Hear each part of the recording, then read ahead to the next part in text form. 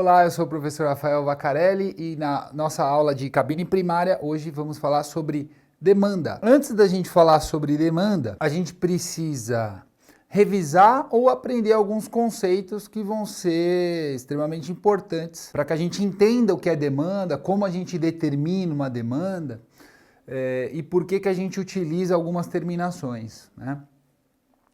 Primeiro conceito importantíssimo, que é potência útil ou potência ativa. Ou seja, aquela potência, toda a potência determinada em watts, é a potência efetiva que o aparelho utiliza, né? Então, quando você pega um equipamento na mão, né, você vai na etiqueta e vai estar lá escrito, esse equipamento ali é 600 watts, 127 volts, 2000 watts, 220 volts, né? Então, ou seja, é a potência que esse equipamento utiliza e a tensão de operação dele. Além da potência útil, a gente tem também a potência reativa. Essa é um pouquinho mais difícil de entender. Mas o que é a potência reativa? É toda aquela potência que a gente precisa em cargas que tem capacitores, que tem transformadores, e sempre que eu tenho um tipo de carga com capacitores ou transformadores, né, a gente precisa de uma corrente a mais.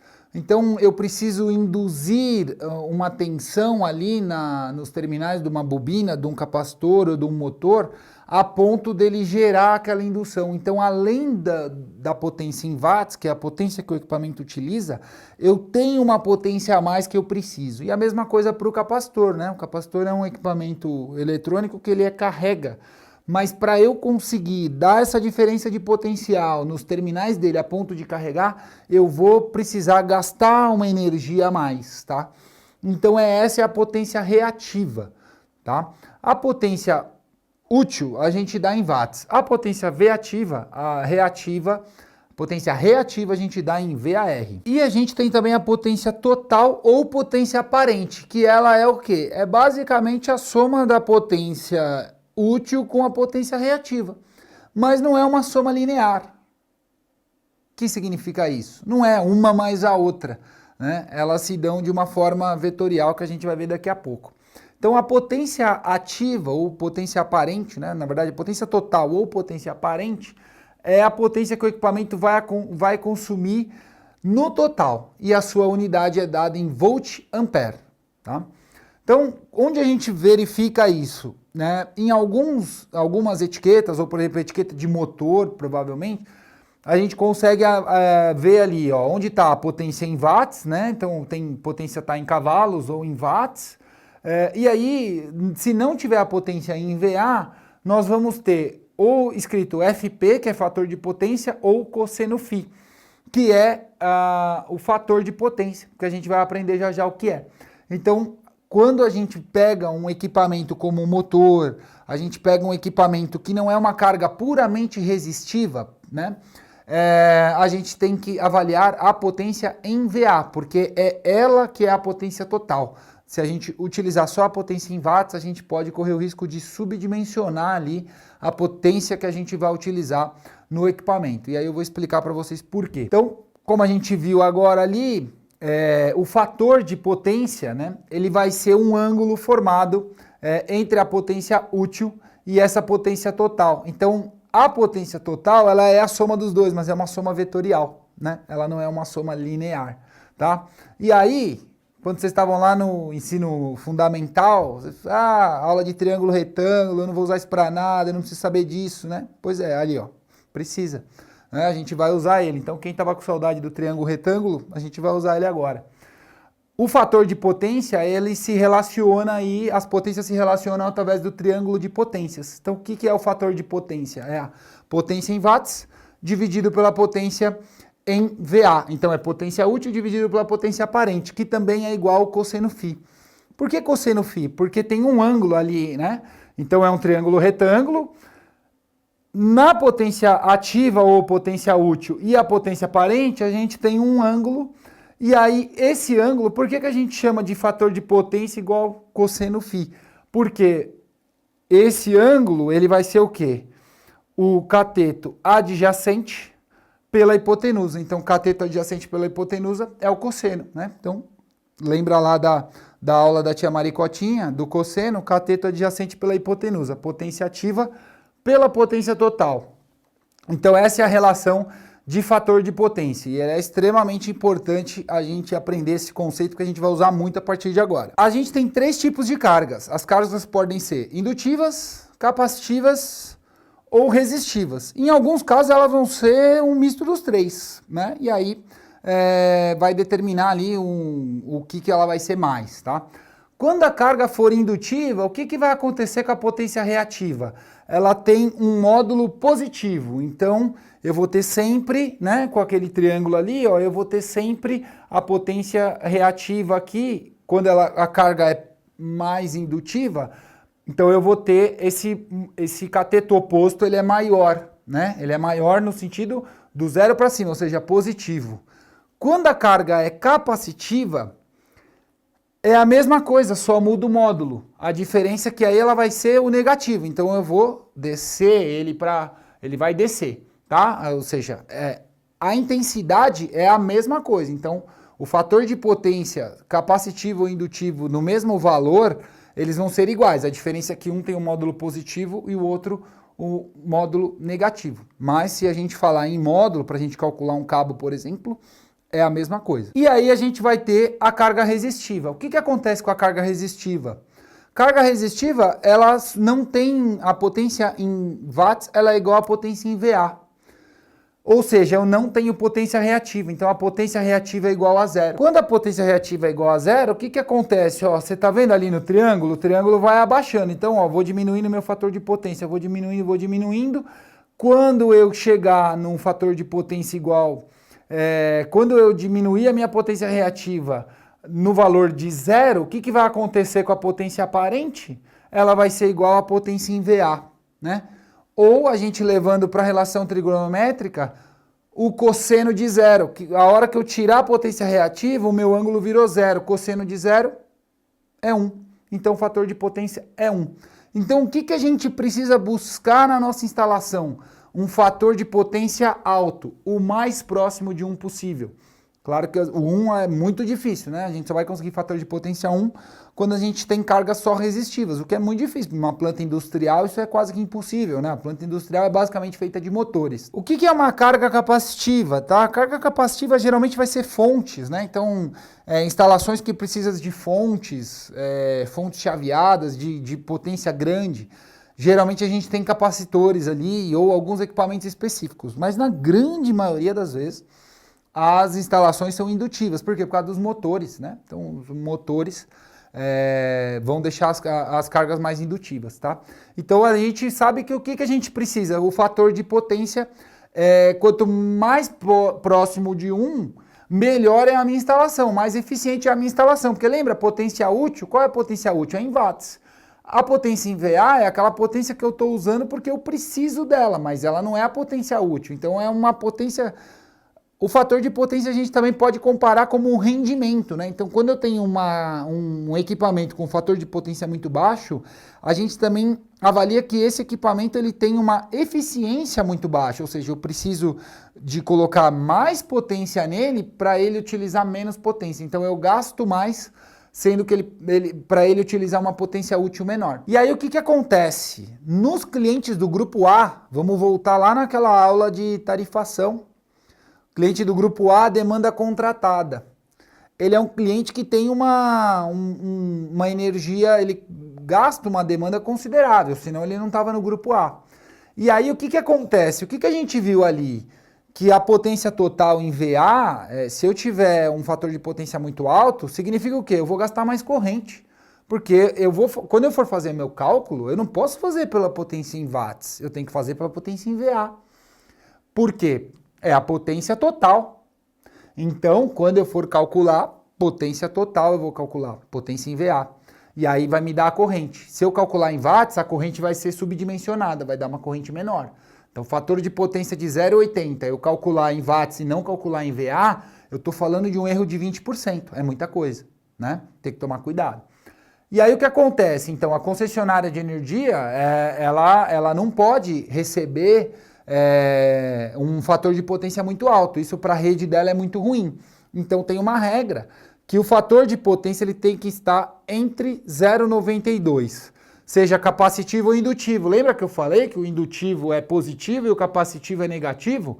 É isso aí, ó, essa faixa aí. Então, a partir de 0,92, a gente já considera um alto fator de potência, tá? Ah, mas aí é uma fábrica, essa fábrica só tem motor, o que eu vou fazer? O fator de potência está dando 0,8, o que a gente precisa fazer? Colocar um banco de capacitores. O banco de capacitor, ele corrige o fator de potência. Lembra lá do triângulo? Que eu abro aqui, ó, então, ó, eu tenho um fator de potência alto, muito motor, então, ó, meu ângulo tá aqui e eu abri aqui, ó, a minha potência reativa tá lá em cima. A hora que eu coloco um banco de capacitor, né, claro que isso precisa ser calculado de acordo, o que eu vou fazer? Eu vou colocar uma potência no sentido contrário. Então, vetorialmente, eu vou ter esse aqui subindo e aí eu vou pôr a potência no sentido contrário abaixando. O que eu faço? Eu anulo esse fator de potência. Com isso, eu corrijo o fator de potência. Mas aí eu preciso tomar um cuidado. Olha lá, menos 92 a 92. A fábrica desligou. Desligou o motor, foi todo mundo para casa. Se eu não desligar o banco de capacitor, o que vai acontecer? A potência vai lá para baixo. A rede vai estragar do mesmo jeito. Né? Vai mandar para a rede o que eu não quero. Então, eu preciso que esse banco de capacitor seja automático. Então, durante o dia, ele fica ligado. Por quê? Para ele corrigir o fator de potência. Durante o dia, se eu entregar a potência capacitiva para a rede da concessionária, tranquilo. A concessionária não vai me falar nada. Se à noite eu entregar a potência capacitiva, como está tudo desligado, para a concessionária é péssimo. Então, ela vai te multar. O que acontece quando a gente não entrega o fator de potência dentro dessa faixa? A concessionária lá na conta de energia, para clientes do grupo A, tem até um código que chama UFER. E aí esse UFER é o quê?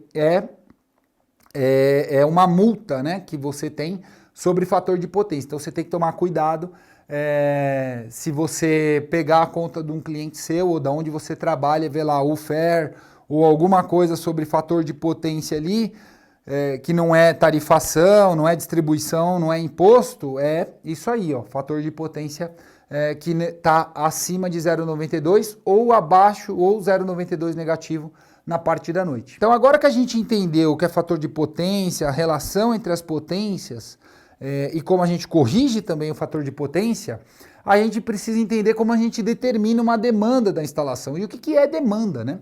Então vamos aqui falar também sobre alguns conceitos que são extremamente importantes para a gente falar sobre demanda. Carga ou potência instalada, o que é isso aí? É todas as cargas de uma instalação. Então você pega todas as cargas de uma instalação. Ah, quantas tomadas tem aqui? Ah, tem 100 tomadas. Então cada tomada quantos watts? Ah, 100 watts, 100 VA para tomadas comuns, 600 aí para área molhada. Iluminação, quantos watts eu tenho instalado de iluminação? Quantos aparelhos eu tenho? Então você pega e faz uma relação. Isso vai ser a carga instalada, tá?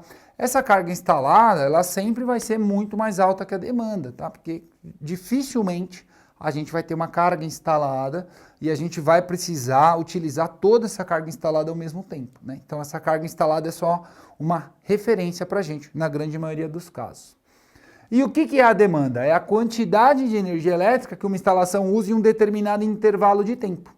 Ela pode ser dada tanto em kW quanto em kVA, mas a gente acabou de aprender que kVA, né, em VA, volt ampere, é a potência total, certo? Então o que é melhor a gente usar para determinar a demanda? O kVA. Eu prefiro sempre trabalhar com kVA, tá? Então, ó, aí na figura do lado, a gente tem um que a gente chama de curva de carga. E essa curva de carga é o quê? No eixo X eu tenho o tempo. E no eixo Y eu tenho a demanda, ou seja, como é a curva de carga da instalação, como é que eu uso a demanda dessa instalação, né? E aí vamos agora, olhando a figura, aprender mais dois conceitos importantes. Demanda máxima, o valor máximo da potência exigida aí durante um período.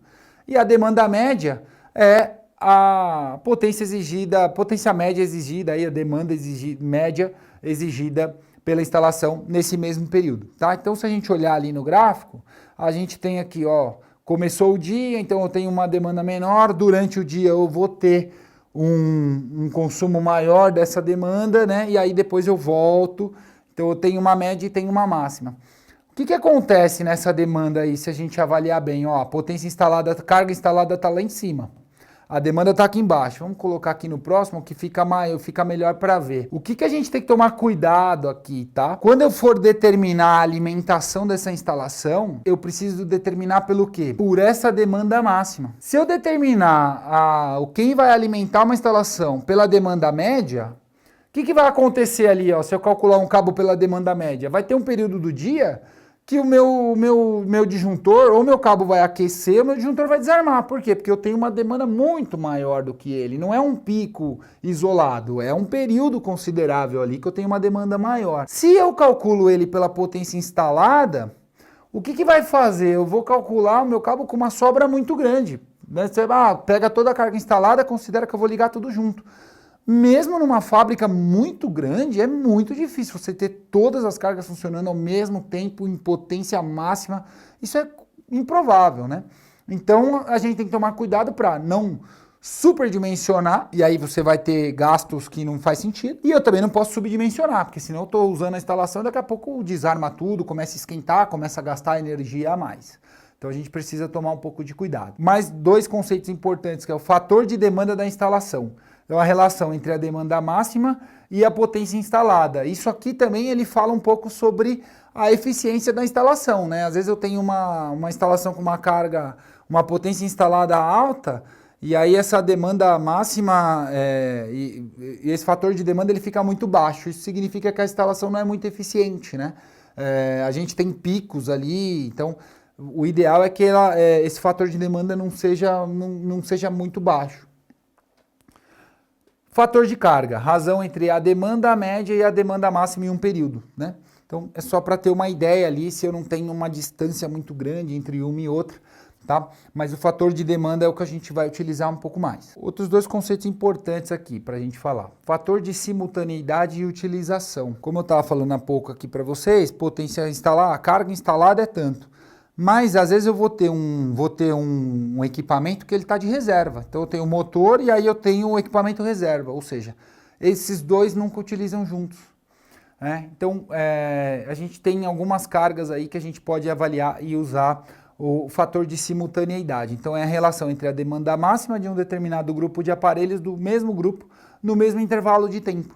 Então, se você tem aparelhos do mesmo grupo, a chance de você utilizar esses aparelhos todos ao mesmo tempo na potência máxima sempre é muito difícil. Então, a gente pode considerar ali alguns fatores de simultaneidade de acordo com a quantidade. Quanto maior a quantidade de aparelhos, menor a chance de você usar todos ao mesmo tempo. E além do fator de simultaneidade, a gente também tem o fator de utilização. O que é o fator de utilização? Alguns equipamentos vai ter lá uma potência nominal, né? Aquela potência da etiqueta que eu falei, você pega lá uma etiqueta e está escrito lá, isso aqui consome 3.000 watts ou 600 watts, 2.500 watts, legal. Só que você coloca ele para usar, e se você for lá e medir essa corrente na utilização dele nominal, é muito raro que você pegue um equipamento e ele vai estar sempre na corrente nominal, né? Então, geralmente tem uma corrente de partida, alguma coisa assim, principalmente quando a gente está falando de motor, uma corrente de partida um pouquinho maior, que é um tempo curto. E quando ele entra em regime, ou quando o equipamento está funcionando, seja até uma carga resistiva também, eu não vou estar trabalhando sempre na potência nominal, eu sempre vou ter uma folga ali entre a potência nominal, tá? Então, dependendo da quantidade de equipamento que a gente estiver considerando, é importante a gente também considerar ali um fator de utilização para a gente não fazer um superdimensionamento. Agora a gente vai aprender como determinar, né, a demanda. Então a gente aprendeu todos os conceitos aí de potência, a gente aprendeu os conceitos de demanda, como a gente avaliar uma curva de carga e como que a gente determina a demanda da instalação, tá? A gente precisa levantar a carga instalada. Então lembra da carga instalada? Vamos ter que fazer esse levantamento, pegar toda a carga instalada lá da instalação, os fatores de potência, né? Então potência em quilowatts, fator de potência ou a potência em VA, e aí a gente vai calcular demandas de acordo com o tipo de carga, tá? Então, o que vai ser a demanda total? A gente vai calcular uma demanda para tomada, demanda de iluminação, demanda de chuveiro, ar-condicionado, motores, enfim. Cada grupo que você tiver, vamos fazer um cálculo de demanda para cada um. A demanda da instalação vai ser o quê? A soma de todas elas, tá? Então, a gente vai pegar a potência em watts para calcular a demanda de cada um. Então, potência da tomada. Vamos pegar a carga instalada da tomada, dividido pelo fator de potência, e aí multiplicar pelo fator de demanda. Aí, esse aqui de fator de demanda não é o fator de demanda da instalação. Lembra aquele que a gente viu no conceito agora há pouco? Aquele a gente está falando da instalação total. Aqui a gente vai falar sobre o grupo, sobre cada subgrupo. Então, e aí nós vamos entender como que a gente aplica cada fator de demanda para tomada, para iluminação, para chuveiro, enfim, tá? Lembrando que a gente sempre vai utilizar o kVA, né? Por quê? Porque se eu usar watts e aí eu tiver fator de potência, eu vou calcular um cabo, vou calcular um disjuntor e aí eu vou passar uma corrente maior do que eu calculei, tá? Então a gente precisa tomar bastante cuidado com isso. Como que da onde a gente tira esses fatores de demanda, tá? As concessionárias de energia, lá na norma de tensão secundária de distribuição, elas vão fornecer algumas tabelas pra gente, tá? Nem todas as concessionárias têm, mas se a sua concessionária não tem uma tabela de demanda, você pode usar uma concessionária vizinha. No caso aqui do curso, eu estou usando a tabela da CPFL. Na verdade, a gente vai usar durante o curso todo, até a parte de projeto, eu vou usar a CPFL como referência, porque tem normas bem detalhadas, tá? Então, estou usando a CPFL como referência e eu tirei algumas tabelas de lá para a gente dar uma olhadinha como que a gente calcula a demanda, tá bom? Então, vamos lá. Falar primeiro aqui sobre a parte de iluminação e tomadas, tá? Então, primeira coisa, a gente precisa saber qual é o tipo de carga, ou seja, qual é o ambiente. Uma coisa é eu calcular uma demanda residencial, outra coisa é eu calcular a demanda de um comercial, e aí quando eu entrar nesse comercial, o que é esse comercial? É uma escola, é uma academia, é um teatro, outra coisa é calcular a demanda de uma fábrica. Então, cada instalação tem a sua peculiaridade, tá? Claro que esses fatores de demanda que eles são colocados aqui pela CPFL, por exemplo, ou pelas outras concessionárias, eles são baseados em dados estatísticos, né? Eles não saíram do nada, mas é sempre importante, além do que está aqui, se você estiver trabalhando num projeto e determinando a demanda da instalação, tem que entender, né, quem está envolvido ou quem utiliza a instalação ou o proprietário, entender como é o funcionamento do lugar, tá? Porque aí isso aqui é uma diretriz, mas a gente sempre tem que usar o bom senso e usar um caso à realidade. Então, instalações são diferentes. Eu sempre costumo dizer, a mesma instalação, o mesmo prédio, mudou a utilização dele, saiu uma pessoa de lá, saiu uma empresa de lá, entrou outra, a demanda é diferente. A utilização é diferente, então, ou seja, é um outro cálculo que tem que ser feito. Então vamos ver, dar uma olhadinha aqui no que a CPFL fala pra gente sobre tomadas, demanda de tomadas e iluminação, tá? E aqui ela está focando na parte comercial, que é a parte que eventualmente vai precisar de cabines primárias. Então a gente vai ter, ela coloca aqui algumas exigências mínimas, né? Ou seja, carga mínima. Então, se você está falando em comercial ou indústria, o que a CPFL recomenda? Que a gente coloque cargas mínimas por metro quadrado, né? Então, para a tomada e iluminação. Auditório, banco, barbearia, clubes, ela pede para que o fator de demanda seja 1. É até um exagero em alguns casos, mas você está falando de lugares que não é difícil, né? Porque você vai tirar a demanda ali e aí das 8 às 5 são lugares que funcionam, então às vezes você está com todo mundo trabalhando e aí você coloca o fator de demanda 1, né? Às vezes dá para trabalhar e avaliar o lugar e colocar um fator de demanda um pouquinho menor, principalmente em tomadas de uso geral, em tomadas que ficam ali de serviço, por exemplo. Mas você vai ver que se você calcular na prática, a diferença de você considerar 1 ou tirar um pouquinho em algumas tomadas é muito pouco. Então, vale mais a pena a gente ir para esse fator de demanda 1 mesmo. E aí, ó, a gente vai ter ali escolas, escritórios, a variar pela carga instalada. Então, 1 para os primeiros 20 kW, no caso de escritórios, e 0,70 para o QCD 20 kW. É um bom fator de demanda também, né? Ou às vezes o pessoal acaba utilizando aí um 0,80, um 0,75 para o escritório todo, né? É sempre importante avaliar. E ó, indústrias.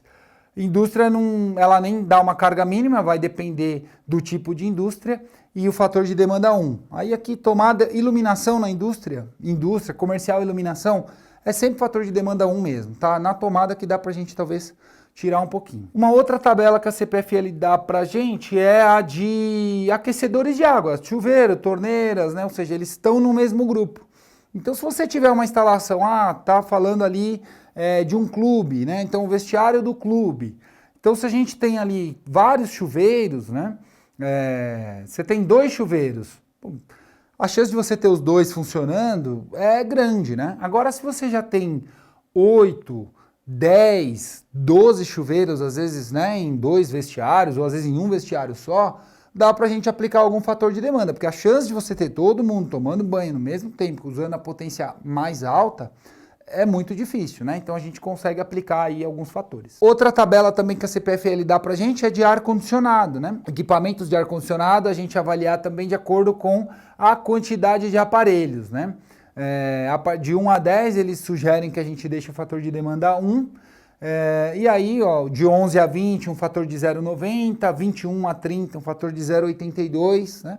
Então é um fator bem conservador esse aqui, eu considero, mas é uma boa diretriz, né? A gente avaliar os aparelhos de ar-condicionado também, dificilmente eles sempre vão estar na corrente nominal, mas dependendo do tipo de utilização, eles sempre vão estar ligados, escritório. Das 8 às 17, então vai ter um período ali em janeiro que tá... sala de reunião não está sempre sendo utilizada, mas aquela parte ali onde o pessoal trabalha, onde fica a diretoria, onde fica a gerência, das 8 às 17, janeiro, aquele período mais quente, o pessoal vai estar ali com os equipamentos ligados. Então, é sempre importante, por isso que eu falo, sempre tem que avaliar como funciona a instalação, tá? Não dá para só pegar a tabela da CPFL e sair fazendo a conta, né? Então, é importante avaliar. E o fator de demanda de motores, né? Então, assim, obviamente, se eu tiver um motor, eu vou usar o fator 1, né? Porque aí considera que a gente vai sempre utilizar ele. 2 motores 0,90, de 3 a 5 0,80 e a partir de 5 0,70. A questão dos motores também sempre a gente precisa avaliar cada caso, né? Como eu falei agora há pouco, se você tem por exemplo, um motor de um equipamento de reserva, então esse equipamento só vai funcionar se esse parar. Ele nunca vai trabalhar os 2, não existe essa possibilidade. Então você já considera ali, ou você considera a potência de um só com fator de demanda 1, ou a potência dos 2, e aí você considera um fator de demanda de 0,5. Agora você pega uma fábrica inteira, não tem equipamento de reserva, e essa fábrica tem 10, 15 motores ali, então você pode considerar ali um 0,70 pelo menos, né? Porque dificilmente eles vão estar sempre na corrente nominal, sempre trabalhando junto, tá? Então isso é muito importante. Lá na apostila tem um cálculo de demanda detalhadinho, eu detalhei uma instalação com transformador 220, transformador 380, instalação com 2 transformadores, fiz um cálculo de demanda para cada transformador, então estudem lá certinho. E lá vocês têm um passo a passo, então sempre que vocês precisarem calcular a demanda, pega a apostila, segue aquele passo a passo que vocês não vão errar com certeza. Tem um outro jeito da gente determinar a demanda para instalações que já são existentes, tá? Que é a gente medir. Então a gente coloca um analisador de energia, igual da foto ali, tá vendo? Coloca o analisador, coloca uma perna em cada fase, né? Um medidor de corrente em cada fase, coloca medidores de tensão nas 3 fases, no neutro e também ali na referência de terra, né, para ter a referência. E aí ele vai dar uma curva de carga. Lembra aquela curva de carga lá que a gente mostrou, que eu mostrei lá? É basicamente isso aí, ó. Isso aí é uma análise que eu fiz numa escola para avaliar acréscimo de carga numa escola, inclusive se esse acréscimo de carga vai chegar até ter que ter uma cabine primária, talvez. Então hoje é uma escola que tem uma instalação bifásica, então a gente tem aí uma curva de carga da fase 1, a curva de carga da fase 2 e uma curva de carga total embaixo.